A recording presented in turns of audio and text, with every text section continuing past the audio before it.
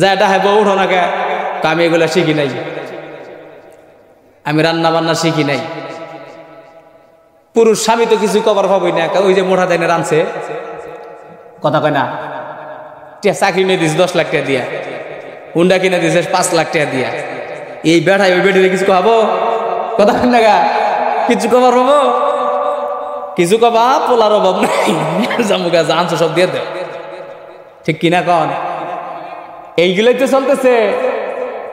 নামাজি বালাই হজ করেছে, ডাইরেক্ট কিছু চায় না, কয় চাই এত কিছু নেন যায় না, পোলা বালাই শিক্ষিত, কিন্তু একটু দেখেন আমরা দিয়ে দিন, কথা ঠিক কিনা কন? তার মানে চাকরি হয় নাই, হ্যাকারি দিয়ে চাকরি হইতে না, ঠিক কিনা জোরে কন? বাবা মা তুমি তোমার পোলারে মেয়েছের কাছে বেসপা, আর হ্যাঁ হেই বেটির আদর যত্ন তুমি পাবার চাও? হাকিম, ফয়সালা দানকারী, সিদ্ধান্তদাতা, আইনদাতা, বিধানদাতা কে? আল্লাহ কয় বানাইছি আমি, খাওয়াইলাম আমি, মালিক আমি।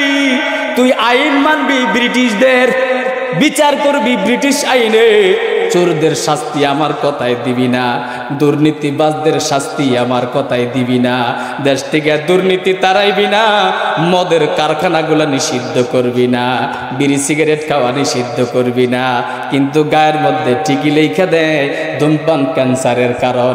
ইনি লেখা দেওয়া বাদ দিয়ে কোম্পানি বন্ধ করে দিতে হয়, কথা কেন না? হ্যাঁ, তুমি পতিতালয়ের লাইসেন্স দিবা কেন? এই মেয়েদের প্রতি কি তোমাদের দায় নাই? খুঁজে খুঁজে বের করে দেখো, পতিতালয়ে যে মেয়েরা থাকে, অনেক মেয়ে এমন আছে স্বামী শ্বশুর বাড়ির অত্যাচার নির্যাতন সহ্য করতে না পাইরা বাপের বাড়ি গেছে, সেখানেও ঠাই হয় নাই। এই মেয়েগুলা শেষমেশ এমন জঘন্য পথ বেছে নিয়েছে, জোরে বলেন আছে না নাই? তোমাদের কি তাদের প্রতি দায়বদ্ধতা নাই? পতিতালয়গুলা বন্ধ করে দাও, এই মেয়েদেরকে সুন্দর বিবাহিত জীবনের ব্যবস্থা করিয়া দাও, সুন্দর বন্দোবস্ত করিয়া দাও, তোমাদের উপরে খুশি হবে আল্লাহ। এই মেয়ের আমাদের দেশে নয়, সারা দুনিয়ায় সবচেয়ে বেশি নির্যাতিত, বেশি নিগৃহীত, অথচ আমার আল্লাহ বলেন বান্দারে তোমাদের পুরুষের চাইতে মেয়েদের দাম বেশি, তোমাদের পুরুষের চাইতে নারীদের মর্যাদা বেশি, কারণ নারীরা হলো মায়ের জাতি। 10 মাস 10 দিন তোমার ঘরে তোমার মা দুকিনী গর্ভে ধারণ করছে, তোমার মায়ের পেটে থাকতে তুমি যেই লাত্তির কারণে মায়ের কলিজার মধ্যে একটা ফাটল ধরে গিয়েছিল, কোনো মায়ের যদি 20টা সন্তান প্রসব হয়, মায়ের কলিজার মধ্যে 20টা ঘাও হয়ে যায়, ক্ষত হয়ে যায়। দুনিয়ার শরীরের ঘাও সারে, কলিজার ঘাওটা সারে না। এই জন্য কোন বাচ্চা কেমনে করে হেঁটে যায়, কোন ছেলের মুভমেন্ট কেমন, দুনিয়ার কেউ না জানলেও মা দুঃখিনী জানে। যেমন আমি বয়ান করে বাড়িতে যাই, উঠানে পা দিলে আমার মা ডাক দেয়া বলে বাজা নাই শুনি, আমি ডাক দে বলি মা গো আমি আসলাম, তুমি কেমনে জানলা? মায় কয় বাবারে তোমার আওয়াজ পাইয়া জাগলাম। আমি ডাক দে কই মা গো তুমি কি, আমি তো কোন আওয়াজ করি নাই, তুমি কেমনে করে বুঝলা আমি আইছি? তার মানে রাত্রি 3টা বাজে গেছে, আমার মা 2 চোখের পাতা একখানে করে নাই। যেই মানুষটা আমার জন্য এইভাবে রাত জেগে জেগে পাহারা দেয়, আমার ঘরে গিয়া বিবিরে 5-6 ডাক না দিলে দুয়ার খোলে না, চৈতন হয় না, কিন্তু মায়ের ডাক না দিতেই মা আগে আমারে ডাক দেয়। মায়ের কলিজা, মা রইছে আমার বাড়িতে, কিন্তু মায়ের কলিজাটা আমার সঙ্গেই পাঠাইয়া দিছে। মুসলমানের আরে কোন ছেলে কিভাবে জুতা পইরা খাইটা যায়, এটা মায় বোঝে, আমার এটা অমুক ছেলে যাইতেছে, কথা বলে ঠিক কিনা? মুসলমান, এই মাকে যারা কষ্ট দেয়, এই মাকে যারা ব্যথা দেয়, তাদের জীবনে যত ধনী হোক না কেন, নামাজ পড়তে পড়তে কপালে পয়রা ফেলে দেখ না কেন, তাদের জীবনের সমস্ত বন্দেগি বরবাদ হয়ে যাবে, কাঞ্জা হয়ে যাবে, মাসা নাইগা যাবে। মাসা নাগা পর্যন্ত 5 আলি ডিম মুরগি নিচে বসাই দিয়েছি, 21 দিন পরে 18টা বাচ্চা উঠছে, 2টা বাচ্চা ওঠে না, দেখ না আরো 2-3 দিন বহাই তুই, তাও ওঠে না। কানের কাছে ডিম করে নিয়ে যাই দিছে, ভিতরে গল গল করে, এটার কি করেন? কাঞ্জা। এই কাঞ্জা ডিম কিয়ামত পর্যন্ত মুরগির নিচে বসে রাখলে বাচ্চা ফুটবো? কথা কই না কেন? মাকে যারা কষ্ট দেয়, মাকে যারা দুঃখ দেয়, বাবাকে যারা কষ্ট দেয়, এদেরকে যারা বোঝা মনে করে, এরা হোক সমাজপতি, হোক বিরাট বড় সমাজের সেবক, কিন্তু আল্লাহর কাছে এদের 5 পয়সার মূল্য নাই। তুমি জনগণের সেবা করতে পারো, দেশের সেবা করতে পারো, তোমার মার সেবা করতে পারো না, তুমি একটা অপদার্থ, তুমি একটা ব্যর্থ সন্তান। ঠিক কিনা কোন? যারা সমাজ সেবার নাম কইরা মায়ের সেবা করে না, বাপের সেবা করে না, এরা কি করে জানুন? লুঙ্গি খুইলা পাগড়ি বান্ধার মতো। ঠিক আছে না? আহারে আহা, মা মুসা নবী আল্লাহরে জিজ্ঞাসা, আল্লাহ গো তুমি আমারে বলো তো, আপনারা কষ্ট পেতেছেন? আল্লাহ তুমি আমারে কওছিন কি কব? আমার সাথে কোন লোকটা জান্নাতে যাবো আল্লাহ, এটা আমার জানার খুব আশা। আল্লাহ কয় তুমি এটা জানে কি করবা? কাল একটু জানলে একটু ভালো লাগবে আমার। আল্লাহ কয় যে তুমি অমুক গ্রামের বাজারে যাইয়া দেখবা এক কোনায় একটা কসাই যুবক গোস্ত বিক্রি করতেছে, ওই কসাই যুবক তোমার সাথে আমার জান্নাতে থাকবে। সুবহানাল্লাহ জোরে কয়। মুসা নবীকে আল্লাহ কসাই আমার সাথে জান্নাতে যাইবো মানে এটার অর্থ কি? কয় তুমি গেলেই বুঝবা, যাও। মুসা নবী খুঁজতে খুঁজতে সেই বাজারে চলে গেছে, যুবকেরে খুঁজে বাইরে করছে। মুসা নবী যুবকেরে চিনছে, কিন্তু যুবক মুসা নবীকে, এই যে মুসা নবী এটা চিনেন। মুসা নবী বলেন, যুবক আমি তোমার বাড়িতে এক রাত্রির মেহমান হতে চাই। যুবক বলে, হুজুর কোনো আপত্তি নাই, ঠিক আছে আমি আপনাকে আমার বাড়িতে এক রাত্রিতে মেহমানদারি করব, বসুন সন্ধ্যা লাগলে আপনারে বাড়িতে নিয়ে যাব। সন্ধ্যাবেলা যুবক মুসা নবীর লইয়া নিজের বাড়িতে গেছে। মুসা নবী গিয়া দেখেন ছোট্ট একটা ঘর, দুইটা মাত্র রুম, বেড়া ভাঙ্গা, একটা মাত্র বৃদ্ধা মহিলা ওই যুবকের বাড়িতে বাস করে। মুসা নবী ডাক দিয়া বলে, যুবক রে তোর বাড়িতে কে আছে? যুবক ডাক দিয়া কয়, হুজুর গো আমার বৃদ্ধা মা ছাড়া কেউ আমার নাই। কয় বিয়ে করস নাই? কয় না আমি জীবনে বিয়েও করি নাই। হুজুর আপনি এই রুমে বসেন। মুসা নবী পাশের রুমে বসতে দিয়া, পাশের রুমে তার মা দুকিনী থাকে। যুবক নিজের হাতে রুটি বানাইলো, নিজের হাতে তরকারি পাকাইলো। মুসা নবী সব দেখতেছে, কারণ মুসা নবী তো রাত জাগবার জন্য যায় নাই, মুসা নবী তো গেছে কারণ জানতে। ঠিক কিনা কন? এবার মুসা নবী লক্ষ্য করে দেখেন এই যুবক রান্না করা খাবার তরকারি নিয়ে মা দুকিনীর ঘরে চলে যায়। মায়ের কাছে গিয়া নিজের হাত দিয়া মার মুখে খাবার একটু একটু করে তুলে দেয়, মা তৃপ্তি সহকারে খাবার খায়। এবার মা ডাক দে বলে, বাবা রে আমার পেট ভরে গেছে রে বাবা, আমি আর খাবো না।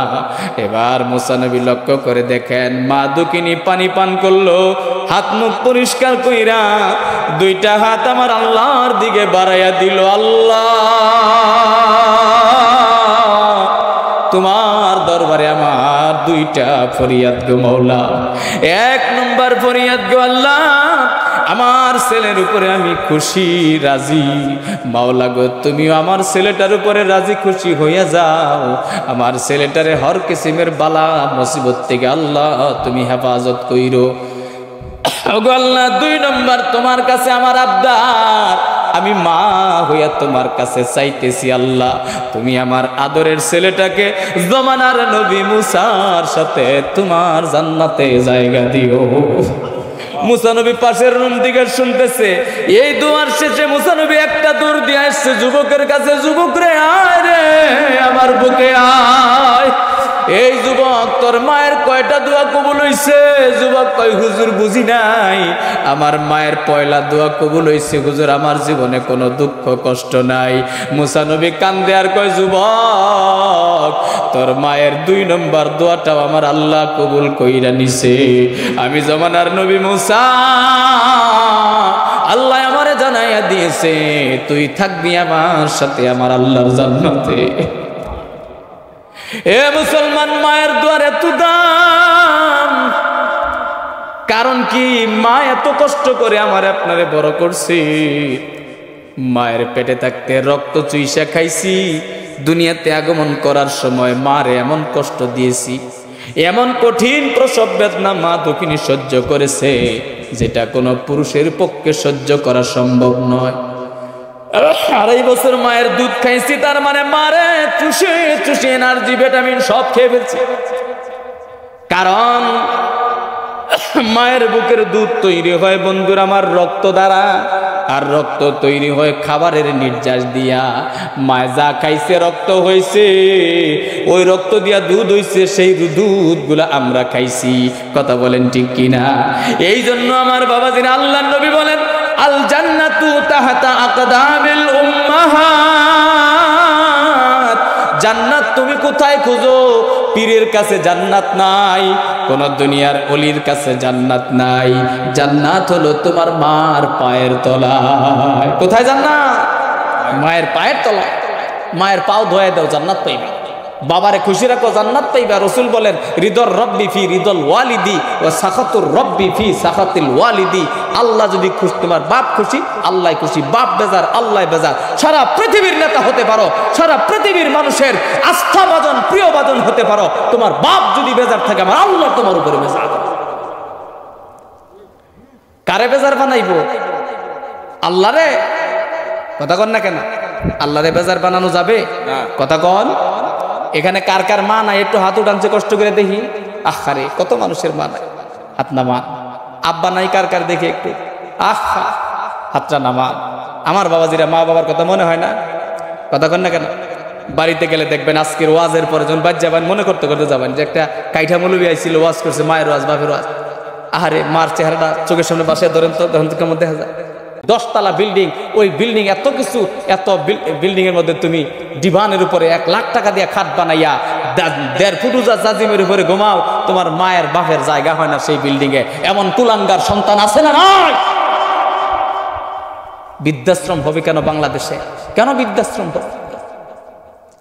মুসলমানের দেশে বৃদ্ধাশ্রম হবে কেন? মা কেন বোঝা হয়? বাপ কেন বোঝা হয়? তুমি কেমন মানুষ? তোমার বিবেক আছে কোথায়? তুমি কারে বাদ দাও? কারে বাদ দাও? তুমি তোমার অস্তিত্বকে বাদ দিয়ে দাও। কথা কন না কেন? কথা কন না কেন? কষ্ট পাচ্ছেন? যার মা নাই, বাপ নাই, আজ থেকে নিয়ত করেন, আল্লাহ গো, আমার মা নাই, আমার বাপ নাই, ও মাওলা, যেখানে আমি একটু সুযোগ পাবো, আমার মায়ের জন্য 10টা টাকা, বাবার জন্য 10টা টাকা দান করব। আল্লাহ গো, মায়ের যত্ন করতে পারি না, এই দানের সওয়াবটাও তুমি আমার মার কবরে দিয়া দিও, আমার বাবার কবরে দিয়া দিও। আর যাদের আব্বা আম্মা বেঁচে আছে, আল্লাহর পায়ে ধরে দোয়া করি, বাবারে পায়ে ধরে বলে যাই, বাবা মার সাথে উত্তম আচরণ করবেন, ভালো জায়গায় তাদেরকে থাকতে দিবেন। তারা বেশি দিনের অতিথি নয়, অল্প দিনের অতিথি। একটু কাছে কেটর কেটর করে করুক, এইটাই আপনার জন্য মধুর মনে হবে যখন মা বাবা দুনিয়ায় থাকবো না। আমার বিবিরে বলে দিছি, সাবধান, আমার আব্বা খার সারাদিন কেটর কেটর করবো, বাবা যা ইচ্ছা তাই কো, মা কিছুই বলা যাবে না। মানুষ বুড়ো হইলে পোলাপানের মতো হয়ে যায়, ঠিক কিনা কন? করুক একটু কেটর কেটর, কয়দিন আর করবো? তাদের একটু যত্ন করেন, তারা বেশি কিছু চায় না, বেশি কিছু চায় না। রাজি আছি তো ইনশাল্লাহ? সুতরাং আমার বিধান মানন লাগবো, আমাকে বিচারক মানতেই হবে। এই 4টা অর্থে যদি তুমি আমাকে মানতে পারো, আল্লাহ বলে রব বলে মানতে পারো, তবেই তুমি আমার খাঁটি বান্দা হয়ে যাইবা। এই জন্য আমি আল্লাহ তোমার সিদ্ধান্ত দিয়া দিলাম, তোমার মা বাবার সাথে সবচেয়ে ভালো আচরণ করবা। আল্লাহর পয়গম্বর বয়ান করেন, আল জান্নাতু তাহতা আকদামিল উম্মাহাত। মুসা নবী আল্লাহ রব্বুল আলামিনের কাছে জিজ্ঞাসা করেন, ওগো আমার আল্লাহ, যখন তুমি খুশি হও গো মাওলা, তখন তুমি কি করো গো আল্লাহ? আল্লাহ বলেন, মুসা, আমি যখন খুশি হই তখন আমি কি করি? ও মুসা রে, আমি যখন কোন এলাকার উপরে খুশি হই, ওই এলাকার উপরে আমি বৃষ্টি নামাইয়া দেই। জোরে বলেন মারহাবা। আল্লাহ গো, যখন তুমি কোন মানুষের উপরে আর একটু বেশি খুশি হও, তখন তুমি করোটা কি? আল্লাহ বলেন, মুসা, আমি যখন কোনো মানুষের উপরে আরেকটু বেশি খুশি হই, তখন আমি ওই মানুষটার বাড়িতে বা ওই এলাকায় মেহমান পাঠাইয়া দেই। জোরে কন্যা মারহাবা। আজকে আপনার গোপালপুরবাসী ধন্য, আপনাদের উপরে আল্লাহ খুশি। এই জন্য আপনাদের এই এলাকায় দেশ সেরা বড় বড় আলেম গুলারে আমার আল্লাহ মেহমান বানিয়ে পাঠাইছে। মারহাবা কন। তাহলে যারা গেছে গা, এরা কিবা মেজবান? মেজবান কারে কয়? মেহমানের খাতির আদি যত্ন, ঠিক কিনা কর? আজকে আপনারা গোপালপুরবাসী মেহমান, মেজবান আমরা মেহমান। মেহমান কাকে বলে? আজকে আমরা বোনেরও মেহমান বানাইছি, কথা কই না কে? বোন এদেরকে মেহমান বানাইছি, ফুফু এদের মেহমান বানাইছি। আচ্ছা আপনারা বিবেক দিয়ে বলেন তো, বোন ফুফু এরা কি মেহমান না আপনার পরিবারের লোক? আহারে, আল্লাহর এক বান্দা 600 টাকা দিয়েছেন, মার জন্য দোয়া করছে, আল্লাহ তুমি তার, আমার আম্মা নাই না, আল্লাহ তুমি ওনার মনের আশা পূর্ণ করো বলে আমিন। মুআজ্জাজ হাজিরিন বলুন, বোন এটা কি সত্যিকার বিচারে ইনি কি ইষ্টি না আমার পরিবারের লোক? কথা বলেন না কেন? বোন কি ইষ্টি না পরিবারের লোক? পরিবারের লোক না? বোন পরিবারের লোক, ফুফু পরিবারের লোক। আপনি যেই বাড়িতে জন্মেছেন আপনার বোন সেই বাড়িরই মানুষ, আপনার ফুফু সেই বাড়ির মানুষ, অথচ আমরা এই ফুফুকে বোনকে মেহমান বানায় লইছি, ইষ্টি বানাইছি, ঠিক না বেঠি? অথচ রসুলের হাদিস অনুযায়ী মাশাআল্লাহ আরেকজন 1000 টাকা দিয়েছেন, আল্লাহ গো তুমি মনের আশা পূর্ণ করো, কবুল করো বলে আমিন। মাশাআল্লাহ। আসুন মুআজ্জাজ হাজিরিন, দেখেন ভালো কথা, ভালো করে বুঝেন, এই বোনকে আমরা মেহমান বানিয়েছি। রসুলের ভাষ্য মতে মেহমান কাকে বলে জানেন? নিজের পরিবারের সদস্য বাদে যে কেউ আপনার বাড়িতে আসলে তিনি আপনার মেহমান। যদি আপনার কোনো শত্রু আপনার বাড়িতে আসে সেও আপনার মেহমান। মারহাবা জোরে কন। তাহলে আল্লাহ আপনাদের উপরে খুশি বিদায় জমানার শ্রেষ্ঠ মানুষ আলেম নামক মেহমান আপনাদের এলাকায় পাঠাইছেন। আপনারা খুশি না বেজার? খুশি, আলহামদুলিল্লাহ, আল্লাহ খুশি। এবার মুসা নবী আল্লাহরে কয়, আল্লাহ তুমি যখন আর একটু বেশি খুশি হও মাওলা, তখন তুমি কি করো? আল্লাহ বলেন, মুসা আমি যখন কোনো বান্দার উপরে আর একটু বেশি পরিমাণের খুশি হইয়া যাই, তখন আমি ওই বান্দার কুল উজাড় করিয়া একটা কন্যা সন্তান দিয়া দে। জোরে বলেন না মারহাবা। মাশাআল্লাহ, এক বান্দা 1000 টাকা, আল্লাহ তুমি কবুল করো আমিন, আল্লাহ তুমি মঞ্জুর করো আমিন। এ মুসলমান, আল্লাহ বলেন আমি যখন কোনো মানুষের উপরে অনেক বেশি খুশি হইয়া যাই, আমি সেই মানুষের মেয়ে সন্তান দেই, কন্যা সন্তান দান করি। কন্যা সন্তান আল্লাহর নিয়ামত, আল্লাহর জান্নাতে যাওয়ার মই বুঝুন তো, সঙ্গ সিঁড়ি। রসুল বলেন যেই মানুষটার 2টা কন্যা সন্তান, শুধু কন্যা সন্তানের কথা বলেন না, নবী বলেন আও উখতানে, 2টা বোন আছে, বোনেরা ওয়ারিস লয়ে গেছে, এমন নিষ্ঠুর ভাই আছে কোনোদিন আর বোনের দেখতেও যায় না। ওই মেয়েগুলা বাড়িতে কান্দে, আসলে মুখ লুকাইয়া কান্দে। বাপ যতদিন ছিল দেখতে আইছে, কিসের একটু ওয়ারিস আনছিলাম, বোনেরা ভাইরাও আসে না, ভাইয়ের পোলারাও কোনোদিন আসে না। কথা কই না কেন? আরে এই মেয়েগুলা বোনগুলা কান্দে, ভাইরাও আসে না, বাইস্তারাও আসে না, কি রে বোন ওয়ারিস গুলো আনছিলাম। এই মেয়ে সে কি আপনার তা নিছে? তার বাগের তা নিছে। ও যদি ভাই থাকতো আপনার ঘরের হাতে ঘর দিত, মাদুরি আপনি করতেন না, খাই না হেও করতো মাদুরি। এই লোকটা চলে গেছে পরের বাড়িতে, আর হেরে বানাইছে বৃষ্টি। কি কপাল পোড়া। বোনেরা কি চায় মিয়া? বেশি কিছু চায় না, বছরে 1-2 বার করে তাকে দাওয়াত করে আই না, রান্না করে নিজের হাতে বাইরে দিয়ে দিয়ে সবাই নিয়ে যদি একবেলা খাই না, বোনের কলিজা ঠান্ডা হয়ে যাব, আল্লাহর আরশ খুশি হয়ে যাবে। বোনকে দিলে, ভাগনা ভাগ্নিকে দিলে কোনোদিন ঠকে না মানুষ, কমে না। মনে রাখবেন, মনে রাখবেন, মনে রাখবেন। বলতে পারেন যে আপনারা কি করেন? আমিও করি, আলহামদুলিল্লাহ। আমার একটা বোন, আমার একটা মাত্র বোন, 2টা ভাগ্নে, একটা বয়স 9 আর একটা বয়স 3। এই 9 বছরের ভাগ্নে আর 3 বছর, একটা শরীরের যত কাপড় চোপড় যা কিছু জুতা মাথা সব আমার দেওয়া। বাগনাইতেছি না কিন্তু, বোঝানোর জন্য বলতেছি, সব আমার। আমার বোনের জামাই কিনে দেওয়ার সুযোগই পায় না। বোনের জামাই কাছে বাগনারা কোনদিন চায়ও না, কিছু লাগলে মামা। তা থেকে আমার কমছে না, কমে না, আমার আল্লাহ দিছে, আরো দিচ্ছে। আমার বিবিও কোনোদিন কিছু বলতে পারবে, খুশি। এটা আমি জানি, আমি নবীর হাদিস পড়েছি, আল্লাহর হুকুম পড়েছি। আমি এই বাড়ির সদস্য আমার বোন, বোন যদি খুশি থাকে, মা খুশি থাকে, দোয়া করে, আমার জীবন ধন্য। আপনারা কেউ আমার জন্য দোয়া না করলে আমার কোনো যায় আসে? কিন্তু আমার আব্বার দোয়া যদি আমার সাথে না থাকে, আমার মার দোয়া যদি না থাকে, আমার বোনের দোয়া যদি না থাকে, আমার বিবির দোয়া যদি আমার সাথে না থাকে, আমার জীবন বরবাদ। ঠিক কিনা কন? বিবির দোয়াও লাগে। আল্লাহ বলেন ওয়ালাহুন্না মিসলুল্লাযী আলাইহিন্না বিল মা'রুফ। এ পুরুষ, তোমরা বিবির থেকে যত অধিকার আদায় করে নাও, তোমাদের বিবিদেরও অধিকার আছে তোমাদের উপর। আম্মা জান আয়েশা বলেন, আমার পয়গম্বর নবী, আমি যখন রান্না চড়াইতাম, আমার নবী জঙ্গল থেকে খড়ি কাইটাই না দিত, কোদাল দিয়া খড়ি ফাইরা দিত, আমার নবী আগুন ধরাইয়া দিত, কুয়ার থেকে পানি আইনা দিত, তরকারি কুইটা দিত, আমার নবী দুধ দহন করে আমার দিত। আল্লাহু আকবার জোরে কর। এই নবীর সুন্নাত। আর আমরা বাজারে চা খাবার নিকে যাইয়া ঘন্টা 2 কাটাইয়া বাইতে যদি দেখি যে আন দিতে দেরি হয়েছে, অমনি গুতা শুরু করে কিছু মানুষ আছে, আছে না নাই? হ্যাঁ, এটা কি মানুষ? এটাই হেল্প করতা, এ কি মানুষ না?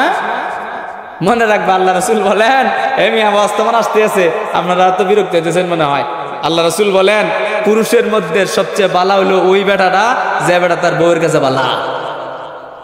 বাইরে আমরা যেমন যত সুবিশাব, সাফ সুতরা সুবিশাব, পাক্কা ইমানদার, কিন্তু বউয়ে যদি এটা মানুষ হইলো সারা জীবন আমার জ্বালাইছে, কথা বলেন ঠিক কিনা?